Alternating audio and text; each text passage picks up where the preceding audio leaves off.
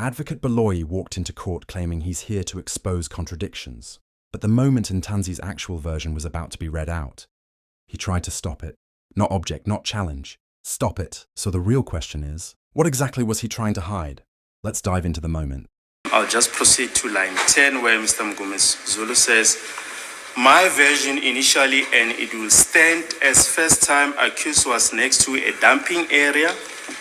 It was on a route on a route towards Alberton. That is the first time, next to 2 tanks, silver tanks. The second time was when he was at Orlando, next to a dumping area. There were ATMs that were no longer in use. Do you understand now?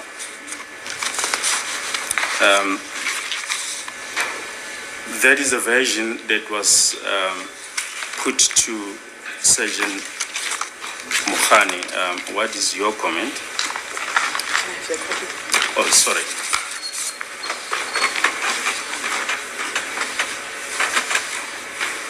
Umshushisi-ke uyabeka-ke ufakazi lokhu-ke obungobakho obuletha umnumzane Mngomezulu ebekela yena umnumzane Mokhale-ke mhla ka-15 November uyasho ukuthi-ke upage 62 futhi uqala-ke kuline number 4.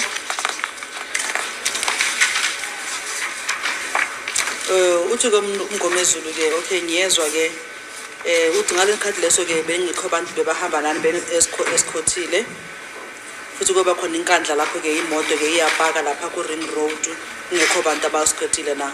Uyaphendule-ke uMokhale uthi-ke njengoba-ke ngiye ngachaza ngaphambili siye sama lapha kwi-mall sasithenga-ke amanzi futhi nama-chips.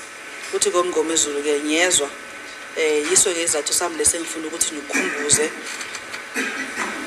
ukuthi-ke ngoba nayo umsolo uyasho ukuthi-ke niye nami nathenga amanzi futhi nama-chips kusho yena umsolo wesibili.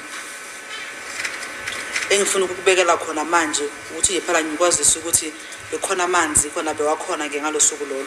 Uthi Mokhane-ke nathi-ke sasithengela-ke inkosi enkantolo azange sithengele yena kuphela umsola ngalosuku lolo. Aqhubeke uMngomezulu athi-ke yebo isizathu-ke uthi ngikubuze lokhu ukuthi-ke umsola wesibili nawe uyakhuluma-ke ngendaba le yamanzi. Uyabeka nokuthi-ke ngalosuku lona lolo-ke wathelwa-ke ngamanzi emzimbeni ngaphambili emzimbeni wakhe. Isizathu lesi-ke nami ngifuna ukuthi ngilethe-ke ubufakazi lobo bamanzi njengobufakazi bakhe phambi kwenkantolo.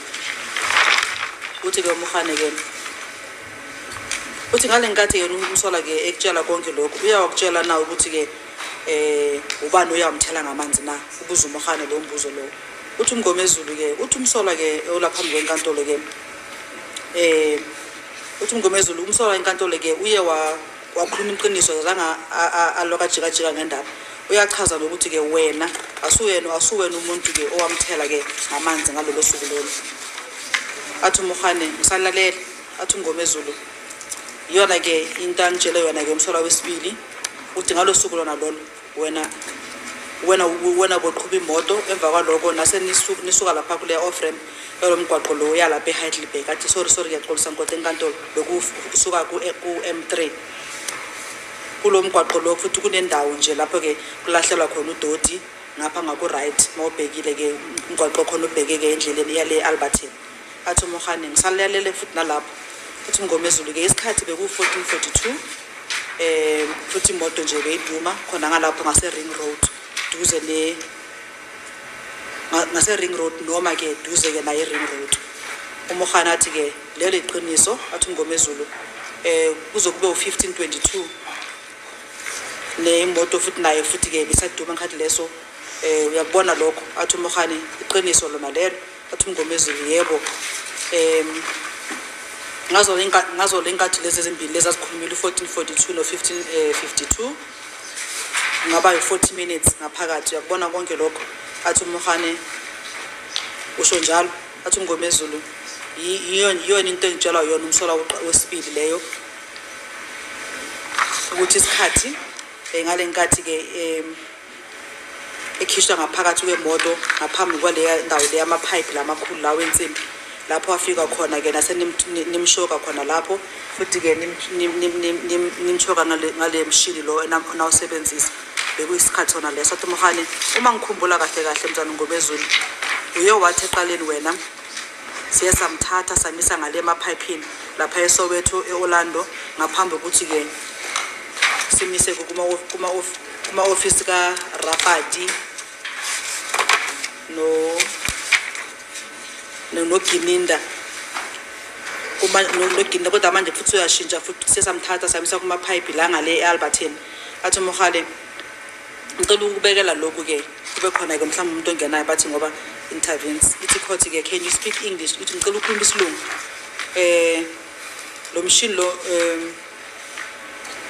machine lo awukwazi uthatha ke bonga bokhuluma ke ngesintu noma ngesizulu. Should I still continue? Yes, up to the end of the page. Athi Mngomezulu ngaqhubeka ithi inkosi enkantolo yebo ngilale athi Mogale yebo ngilalela inkosi enkantolo athi Mngomezulu ngixolisa inkosi enkantolo ngaqhubeka phambili ithi inkantolo yebo ngaqhubeka phambili. Yes, thank you. Up to that point. And yes, you can continue. Can I respond? Yes. Yebo ngaphendula manje. Nkosi enkantolo ma uthi ngizwa kahle lenkulumo engentolokela umama losedodanana leli phepha lelumngomezulu usesha iwitness ngendlela ayibuza ngayo ngokuba yiloya kwakhe lapho kodwa. My Lord, if I understand the interpretation of what has just been interpreted to me, Mngomezulu was putting the questions to the witness, trying to get information from the witness in a way he knows best. Ma ukuthi ngimamela kahle ngoba uyazwa ukhapha khona ngeAlberton ukhapha khona ngeSoweto. If I really understand, because in that document there's a place where they are speaking of Alberton and there's another place where they are talking about Soweto. Mina lapha ecourt ngiye eside seAlberton nge18. I went to the Alberton site, my Lord, on the 18th. Nge19 ilanga lesebhalakwana seSoweto eMroka. The 19th is the day of the happenings at Baragwana in Moroka. Mangibona amathanki la khuma ngangomezulu kokuzi 18 not in 19.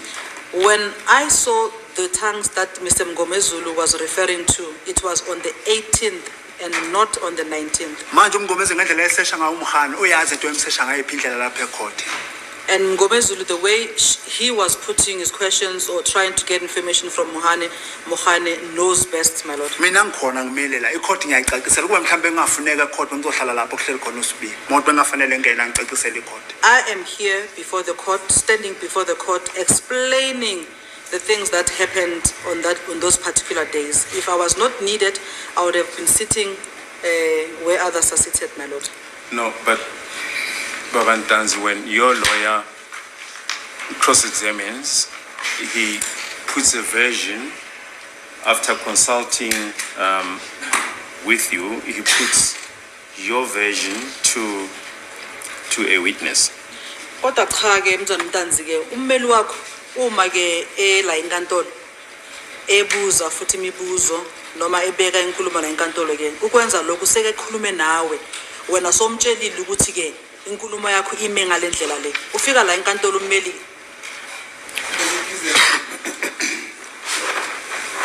My Lord, as I was listening to the state reading what is contained in the record here, there's a portion where Mr. Mngomezulu is engaging Mr. Mohane, explaining these two incidents. He starts by saying there's a first incident and there's also a second incident. But now when that is being interpreted there, before the interpreter gets into that portion, then the state is requesting the interpreter to stop there, even before that is being interpreted, that which Mr. Mngomezulu is explaining. Before, in other words, that which the state had read, which was explained by Mr. Mngomezulu, had not been interpreted to this witness, so that in his answer, he also factors that explanation that Mr. Mngomezulu gave to Mr. Mohane, as it has been read into the record by the state. I'll request that the interpreter be afforded the opportunity to also read what Mr. Mngomezulu actually explained to Mr. Mohane, because he explained of a first and a second incident. It was just towards the end of what the state was reading as an engagement between Mr. Mngomezulu and Mr. Mohane. By all means, we will give it back to the interpreter, but I think what counsel is referring to is on page 64 line 10, Mr. Mgomezulu. My version initially, and it will stand as first time accused was next to a dumping area. It was on a route towards Alberton. That is the first time next to 2 tanks, silver tanks. The second time was when he was at Orlando next to a dumping area. There were ATMs that were no longer in use. Do you understand now? I suppose that. Uyabeka ke uthi ke ummeli uthi ke umshushisi ke okwenzakele ke ngale nkathi umzana uNgomezulu ke ebeka ke lo fakazi lo inkantolo ke uthi umshushisi ke lokho utholakala ke ku page 64 ku line number 10 uthi ke uMgomezulu ke okokuqala isenhlaka sokuqala ke senzakala ngale nkathi ke umsola ke lapha ngakundawo le elahlayo ke udoti ngala ngase ngakumathangi labo wakhona la wa silver isahlaka sokuqala lesi esesibili senzakale eOrlando ngale ngakuma dumping area ile nkathi uMgomezulu ke ebekela ke noMogani izahlaka lezi zembili sokuqala esilapha ngaku dumping area lapha kunamatanga silver khona esesibili lapha eOrlando. Do you wish to comment? Khona ufuna ukusho kulokho ingoba ngisho phambi kwakho na nge-18 ilanga lase Alberton nge-19 ilanga lase Soweto. I am saying that on the 18th is the happenings of Alberton and the 19th the happenings of Soweto. Let's break this down carefully, because what happened here is not just awkward, it's deeply revealing.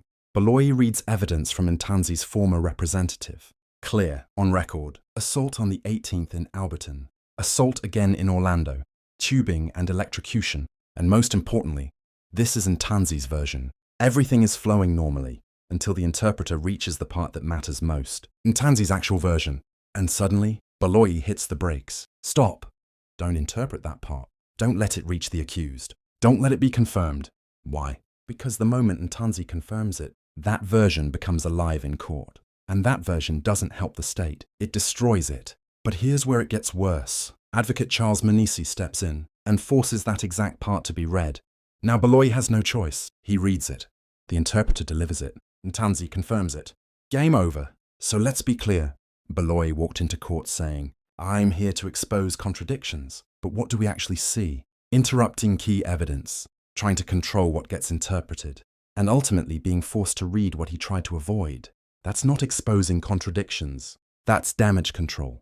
And the body language? Sweating, pressure, hesitation. Because deep down, he knows this case is not getting stronger.